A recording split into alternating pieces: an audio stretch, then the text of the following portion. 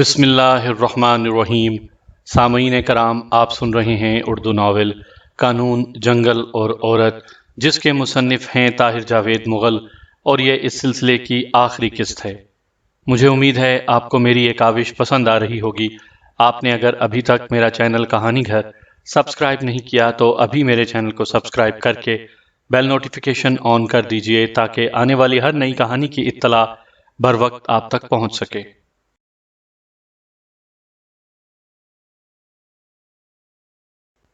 وہ ایک خوفناک سزا تھی۔ سزا پانے والے وہی افراد تھے جنہوں نے جنگل میں بیلا کی عزت پر ہاتھ ڈالنے کی کوشش کی تھی۔ تیسرا شخص راجن میری گولی سے وہیں ٹھنڈا ہو گیا تھا۔ میں نے دیکھا ان دونوں کے ہاتھ پشت پر بندھے تھے اور ان کے سروں پر ایک ایک دستی بم تھا۔ دستی بموں کی سیفٹی پن میران شاہ کے ہاتھ میں تھی۔ وہ زور سے پکار کر بولا، تم دونوں نے پران کپور کی بیٹی کو بے عزت کرنا چاہا، یہ جانتے ہوئے بھی کہ پران ہمارا جگری یار ہے، لیکن میں تمہارے خون سے ہاتھ رنگنا نہیں چاہتا۔ میں نے تمہیں معاف کیا۔ کون کہتا ہے عمران شاہ معاف نہیں کرتا؟ جاؤ، چلے جاؤ، میری نظروں سے دور ہو جاؤ۔ قریباً 40 گز دور کھڑے دونوں افراد تھر تھر کانپ رہے تھے۔ ان کے ہاتھ پشت پر بندھے تھے اور سروں پر موت تھی۔ دستی بم سر سے لڑک جاتا تو اس کا پھٹنا یقینی تھا، لیکن وہ یہ موقع ہاتھ سے گنوانا نہیں چاہتے تھے۔ لرزتے قدموں کے ساتھ وہ نہایت احتیاط سے آگے بڑھنے لگے۔ دور سے لگتا تھا جیسے دو عورتیں پانی سے لبریز مٹکے سروں پر رکھے تنگ پگڈنڈی سے گزر رہی ہیں۔ فرق صرف اتنا تھا کہ ان کی رفتار بہت سست تھی۔ میں نے تصور کی نگاہ سے دونوں کے خوف سے فک چہرے دیکھے۔ وہ دونوں قریباً 5 گز آگے گئے، پھر ایک سماعت شکن دھماکہ ہوا اور میں نے جسموں کے ٹکڑے فضا میں اڑتے دیکھے۔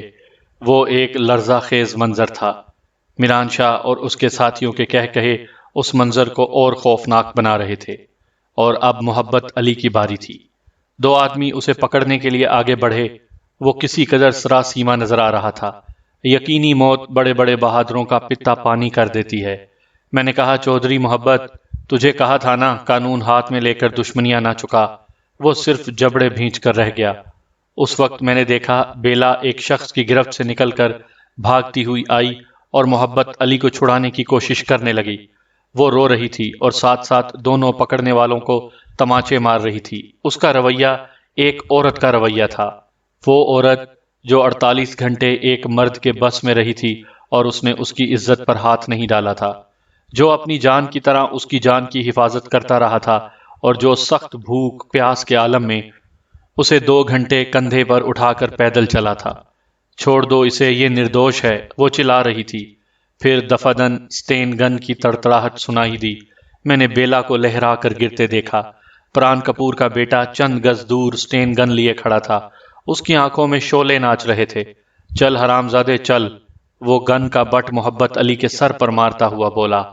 2-3 آدمی اور آ گئے اور محبت علی کو کھینچتے ہوئے ہجوم سے دور کھلے میدان میں لے گئے۔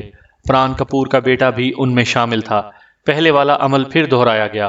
دستی بم کی سیفٹی پن کھینچ کر اسے محبت علی کے سر پر رکھ دیا گیا، لیکن اگر پران کپور کا خیال تھا کہ وہ اپنے جانی دشمن کو لرزتے کانپتے اور عورتوں کی طرح چلتے دیکھے گا تو اس کی خواہش پوری نہیں ہوئی۔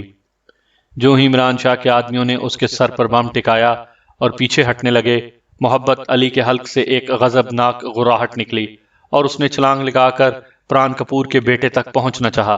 اپنی کوشش میں تو وہ کامیاب نہیں ہوا، لیکن عزت کی موت اس کے حصے میں آ گئی۔ بم نیچے گرا اور اس کے پرخچے اڑ گئے۔ میران شاہ کے 2 کارندے بھی شدید زخمی ہو گئے اور اب بلال شاہ کی باری تھی۔ میری ہمت نہیں پڑ رہی تھی کہ اس کا خوفزدہ چہرہ دیکھوں۔ وہ منہ ہی منہ میں کچھ بڑبڑا رہا تھا، شاید کلمے وغیرہ کے ورد میں مصروف تھا۔ زندگی میں پہلی بار موت کو اس قدر قریب اور خود کو اس قدر بے بس دیکھ رہا تھا۔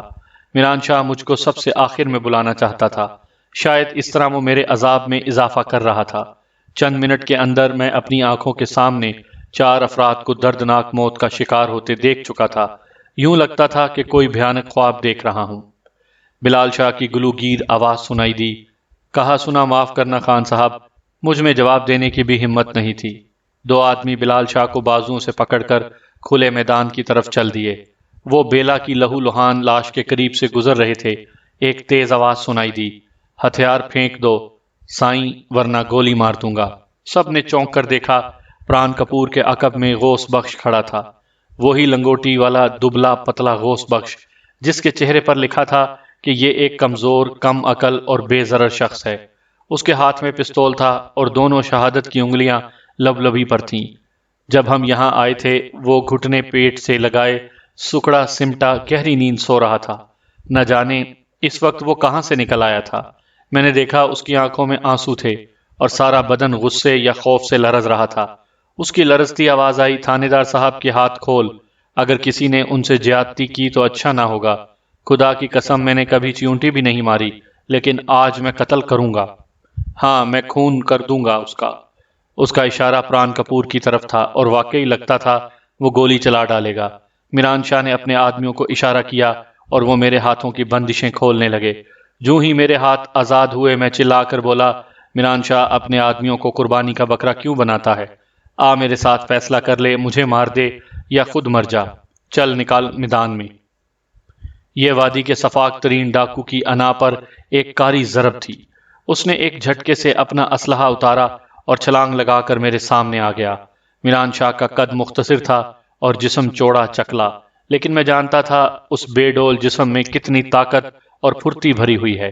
سابقہ لڑائی کا تجربہ میرے سامنے تھا۔ بیلا اور محبت علی کی موت اور بلال شاہ کی درگت نے مجھے آگ بگولا کر رکھا تھا۔ میں نے شروع ہی سے میران شاہ کو آڑے ہاتھوں لیا۔ در حقیقت میں نے اسے سنبھلنے یا کچھ سوچنے کا موقع ہی نہیں دیا۔ ہاتھوں اور پاؤں کی ضربیں موسلا دار بارش کی طرح اس کے جسم پر برسیں۔ جب میران شاہ کے ساتھیوں نے میرا پلہ بھاری دیکھا تو بندوقیں تان کر میری طرف لپکے، لیکن اس وقت ایک کرشمہ دیکھنے کو آیا۔ ایران والا کی جدید اور طاقتور رائفل نے میری طرف بڑھنے والے افراد کو چھلنی کر دیا۔ ایکا ایکی زبردست فائرنگ ہونے لگی۔